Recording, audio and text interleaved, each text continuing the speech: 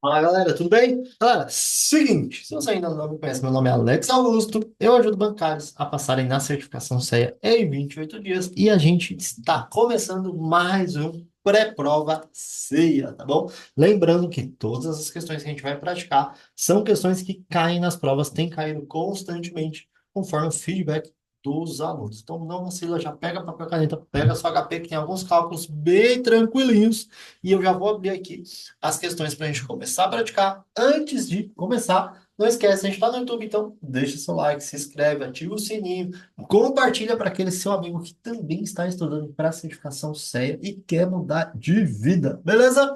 Então, vamos compartilhar aqui a tela com vocês e beleza, vamos lá. Beleza, aqui ó. Vamos lá, primeira questão. A Lei Complementar no 179 de 24 de fevereiro de 2021. Alex, preciso lembrar da data? Não, não precisa.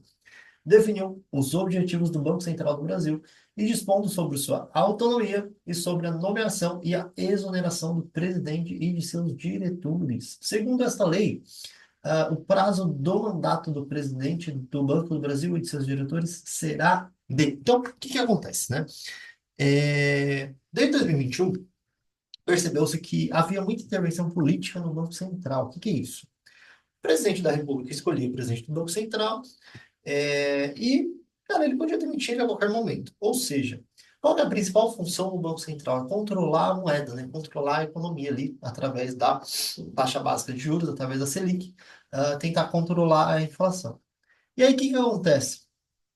O presidente da República queria se reeleger e, para isso, ele tomava atitudes expansionistas, né? Fazia com que o Banco Central baixasse a Selic para que as pessoas voltassem a consumir, voltassem a ter poder de compra, e isso fazia com que a inflação disparasse, né? Fora que o investidor americano, o investidor de fora, odeia esse tipo de coisa, e ele simplesmente não trazia o dinheiro para o Brasil, né? Então, o que que entendeu-se? Que era necessário separar, né? Então, o Banco Central hoje ele é autônomo, mas não é independente, porque ele ainda é escolhido, só que ele tem autonomia para tomar suas próprias decisões. E aí, para evitar também a intervenção política, como que funciona? Hoje, o presidente da República, ele começa, vamos supor aqui que ele começou em 2020, tá? O presidente da República. E o mandato dele vai ir até 2024, certo? Certo. Quando que o presidente do Banco Central que ele escolheu começa? Um ano antes. Só em 2023. Ou seja, durante 3 anos, o presidente da República vai ter que trabalhar com o presidente do Banco Central escolhido pelo presidente anterior, tá? Eles só vão trabalhar juntos um aninho aqui, se não tiver uma reeleição, né? E isso diminui a possibilidade de intervenção política. E os diretores? Os diretores, eles assumem pares, então, dois diretores no momento zero e a cada 2 anos. Então, cada 2 anos vão assumindo dois diretores ali. Beleza? E o presidente do Banco Central tem mandato também agora, né? De quanto tempo? De 4 anos. Então, aqui nesse suposto cenário, ele assume em 2023, ele vai até 2027. E se o presidente aqui de 2024 não se reeleger, eles vão trabalhar, ele vai trabalhar com outro presidente, beleza? Então, a letra C e a letra D estão erradas, porque são 4 anos e não coincidentes com o presidente da República. Então, a opção correta é a nossa letra B, beleza? Segundo a Comissão de Valores Imobiliários, CVM, são considerados investidores profissionais, dentre outros, né? Então, quem que é o investidor profissional? Lembrando que o investidor, para ser profissional, ele tem que ter 10 milhões em investimentos, não é em patrimônio, tá? Em investimentos e se declarar investidor profissional, beleza? Então, vamos lá. As entidades abertas e fechadas de previdência complementar, independentemente do tamanho do seu patrimônio? Sim, tá correto, tá? Toda entidade de previdência, seja ela aberta ou fechada, é considerado um investidor profissional. Então, aqui a gente já desconsidera a letra C, né? Os clubes de investimentos, desde que tenham a carteira gerida por um administrador de carteira de valores imobiliários autorizado pelo CVM. Perfeito, né? Todo clube também pode ser, desde que o responsável ali pela carteira seja autorizado pela CVM. Então, a 2 também está correta. Então, a gente desconsidera aqui a letra A. As pessoas físicas e jurídicas que atestem por escrito sua condição de investidor profissional, perfeito até aqui, e valor superior a 1 milhão. Aqui a gente está falando de investidor qualificado, né? Então, até 1 milhão, a gente fala de investidor qualificado, 10 milhões a gente fala de investidor profissional. Então, nesse caso aqui, a 3 está errada, a nossa opção certa é a letra B. Os bancos múltiplos com carteira de investimento podem, né? Então, vamos lá, vamos lembrar o que que é um banco múltiplo, né? Banco múltiplo é aquele banco que a gente vê na rua, né? O banco múltiplo, para ser um banco múltiplo, ele tem que ter pelo menos uma carteira de investimento e ou uma carteira comercial, tá? Então, a gente tem ali os bancos de investimento, a gente tem os bancos comerciais e os bancos múltiplos que tem que ter pelo menos uma dessas carteiras. Então, ele tem duas ou mais carteiras, sendo uma delas de investimento ou comercial, e ele pode ter as duas, tá? Sem problema nenhum. Bradesco, Santander, Itaú, são os bancos que a gente vê na rua. Eles podem atuar como agentes de underwriters? Pode, né? O que é um agente de underwriter? Quando a empresa vai fazer a captação, ah, o banco múltiplo ele vai lá e assume essa responsabilidade para fazer a distribuição dos recursos, tá? Ele capta recursos por meio de debêntures? Não, né? Por que não? Porque todo banco múltiplo é uma SA financeira, né? Uma SA financeira, que é o quê? Um banco. Quem que capta recursos através de debêntures? São as SAs não financeiras, né? Aqui a gente está falando das empresas. Então, a empresa, quando quer captar recursos, em vez de ela pedir dinheiro para o banco, ela emite uma dívida chamada de debênture. E aí ela faz essa captação de recursos. Então, os bancos, eles não fazem debêntures, eles não podem emitir debêntures, né? Os bancos, eles emitem ali SAs, LCIs, CDBs e outros vários produtos que a gente já conhece, né? Então, a 2 está errada. A 2 está errada, a gente desconsidera a letra B e a letra D. Vamos ver a 3. Atuar no financiamento de capital de giro e fixo. Sim, né? Perfeito. Os bancos múltiplos podem tanto financiar o capital de giro quanto o capital fixo das empresas. Beleza? Então, o número 3 está correta. Opção C. Segundo o Código Anônimo de Regulação de Melhores Práticas de Distribuição de Produtos de Investimento, são considerados veículos de investimento. Aqui não tem muito o que ficar enrolando, né? Quando a gente fala de melhores práticas de distribuição, os veículos de investimento são aqueles que distribuem e cuidam dos recursos de terceiros. Então, fundo de investimentos apenas? Não. Carteira administrada apenas? Não. Fundo de investimento e carteiras administradas. Perfeito. Fundos de pensões também não, né?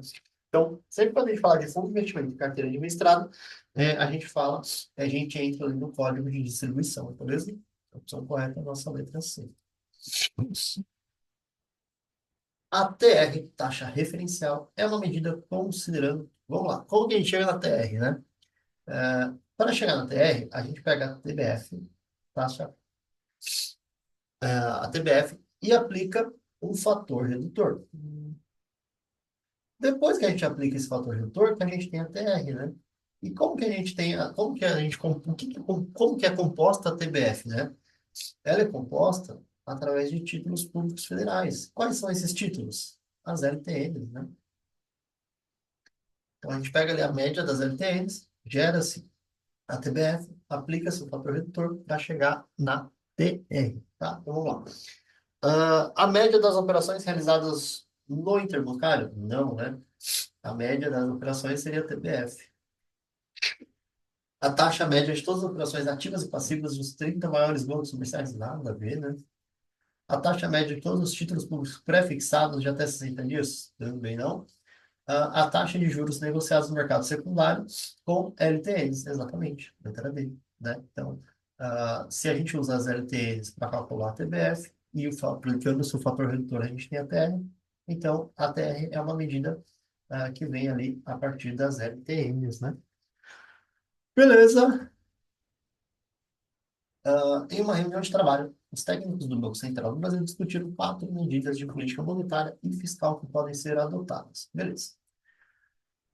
São ações classificadas como contracionistas, aquelas descritas em. Então, vamos ver. Primeiro, né, o que que é uma política monetária e o que que é uma política fiscal? Política monetária, toda vez que a gente fala de dinheiro e de taxa de juros, tá? E política fiscal, toda vez que a gente fala de impostos e de gastos governamentais. Então, quando a gente fala de governo, a gente fala de política fiscal, quando a gente fala de Banco Central, a gente fala de política monetária. E a gente tem a expansionista e a contracionista. Qual é a diferença? A expansionista é quando eu quero mais dinheiro na economia e contracionista é quando eu quero menos dinheiro na economia. Tá? Isso para ambos. Então, vamos lá. Corte na taxa, na meta da taxa Selic. Se eu diminuo a taxa Selic, os empréstimos de financiamento que voltam a ficar mais baratos, né?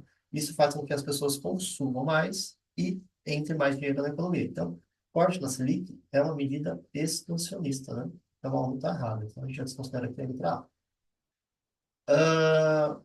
Aumento do depósito compulsório dos bancos? Sim, né? O que que é o depósito compulsório? Todos os dias os bancos têm que mandar ali uma taxa para o Banco Central. Se o Banco Central aumenta essa taxa, sobra menos dinheiro, né? Então, a luz está correta. Então, a gente já desconsidera que a letra C, né? Agora vamos ver qual que está certo, se é a 3 ou a 4. A 3. Redução nas alíquotas do imposto sobre produtos industrializados. Se eu reduzo o imposto, sobra mais dinheiro. Se sobra mais dinheiro, é expansionista também, né? Então a 3 também está errada. E a 4. A contenção nos gastos do governo. Exatamente. Se o governo gasta menos, é menos dinheiro na economia. Então é uma contracionista. Por exemplo, a Bolsa Família, né? Se o governo diminui o valor do Bolsa Família, é menos dinheiro que sobra para as pessoas gastarem, tá? Então, número 2 e 4 são políticas contracionistas. Vamos lá. Se o PIB é de 2 mil bilhões, vamos tirar os bilhões para ficar mais fácil? É de 2 mil. Consumo privado do governo totaliza 1,5. Exportações líquidas, 100 bilhões. Produção industrial, 900. Produção agrícola, 800. Pagamento de juros da dívida equivalente a 20 bilhões. Podemos afirmar que a produção de serviços é de quanto? Então, vamos lá. O que é o PIB, né? O PIB é o cigarro do X-Men, né? É o consumo, mais os investimentos, mais os gastos do governo, mais a exportação líquida, né? Exportação menos importação. Então, esse aqui é o PIB sobre a ótica do consumo. Né? Se eu consumo, se eu gasto, tem alguém do outro lado que está vendendo, que está produzindo. Né? Então, o PIB sobre a ótica do consumo, ele tem que ser igual ao PIB sobre da ótica da produção. Os valores têm que bater, né? Se eu comprei 100 mil, alguém me deu 100 mil, tá? Então, o que que eu tenho aqui? Eu já tenho o PIB, né? Ele já me deu o PIB aqui de 2 mil bilhões, né? Então, o meu PIB é igual a 2 mil. O que que eu vou achar aqui agora? O, qual que é o outro lado? O meu PIB, o que eu consumi foi 2 mil. Eu quero saber o que que foi vendido para bater esses 2 mil, né? Então, tem que ser igual. Vamos lá. O consumo privado do governo totaliza 1,5. O governo já está aqui dentro do PIB, né? Então, ele já está aqui dentro desses 2 mil. Exportações líquidas também já está dentro dos 2 mil, então não me serve. Produção industrial. Opa, produção me serve, né? Porque se eu produzir, alguém comprou. Então, produção está aqui, 900 bilhões. Produção agrícola também me serve, 800. Pagamento de juros. Não, já paguei aqui os juros, né? Agora, o que que falta? A produção de serviços, né? Então, se eu tenho 2 mil aqui, eu tenho que ter 2 mil desse outro lado aqui. Quanto que falta? Simples. 900 mais 800 dá 700, né? Dá 1.700, né? Quanto que falta para chegar a 2? 300, exatamente. Então, o PIB sobre a ótica aqui do produto é de 300 bilhões. Beleza? Tranquilo, né? Parece muito difícil, mas na verdade o mais importante aqui é conhecer a estrutura do PIB sobre a ótica da produção e do serviço. E nossa última aqui, tranquilinha também, taxa equivalente, né? Cara, se você não sabe taxa equivalente, você precisa saber o mais rápido possível para poder fazer essa prova, beleza? Então, qual é a taxa equivalente de um investimento em renda fixa que rendeu 2% ao mês em um dia útil? Então, beleza. O que a gente tem que lembrar aqui? Que o ano comercial, ele tem 360 dias corridos ou 252 dias úteis. Por quê? Porque para facilitar a conta de todo mundo, eles entenderam que todos os meses tem 30 dias, tá? Por igual. Então, o que eu tenho aqui? Eu tenho uma taxa de 2% ao mês. E eu quero de um dia útil. Então, eu vou dar com base aqui o 252, né? Se Eu tenho durante o ano 252 dias úteis, é a mesma coisa que falar que todos os meses eu tenho 21 dias úteis, né? Então, se eu tenho uma taxa aqui de 2% ao mês, é a mesma coisa que falar que eu tenho uma taxa de 2% a 21 dias. Beleza? Opa, não saiu? 21 dias. Aqui. E eu quero de um dia. Como que eu faço isso na HP? Vamos trazer HP aqui para a tela. Vocês vão ver que é bem tranquilo. Então, vamos lá. Eu tenho uma taxa aqui de 2% ao mês. Então, 2 entra 100 dividido. Por quê? 2 por 100, né? Por que que eu fiz isso? Porque eu tenho que colocar aqui o fator 1 mais, tá? E agora sim eu consigo elevar ao que eu quero. O que que eu quero? Eu quero uma taxa de um dia, dividido pelo que eu tenho. O que que eu tenho? 21 dias, né? O mês é a mesma coisa que falar que são 21 dias. Então, eu vou elevar isso aqui a 1 entra 21. Divide. Eu vou elevar. Opa, peraí. Deu erro aqui na HP. Vamos colocar mais casas aqui depois da vírgula, porque o número é bem grande. Então, vamos lá. Tem uma taxa aqui de 2%, né? Então, 2 entra 100 divide. Vou colocar o fator aqui, 1 mais. Agora eu vou levar o que eu quero sobre o que eu tenho. O que eu quero? Eu quero de um dia. O que que eu tenho? Eu tenho de 21, né? Então, 1 entra, 21 divide. Eu vou elevar. Vou tirar o fator que eu coloquei lá no início e vou multiplicar por 100, para trazer em percentual de novo. 0,094343, a letra D. Essa aqui é a minha taxa de um dia, tá? Então, o mais importante aqui é lembrar que o ano comercial tem 360 dias corridos, 252 dias úteis, logo eu sei que o mês tem 21 dias úteis, beleza? Então, galera, é isso. Esse foi mais um pré-prova bem tranquilinho, bem rapidinho para vocês.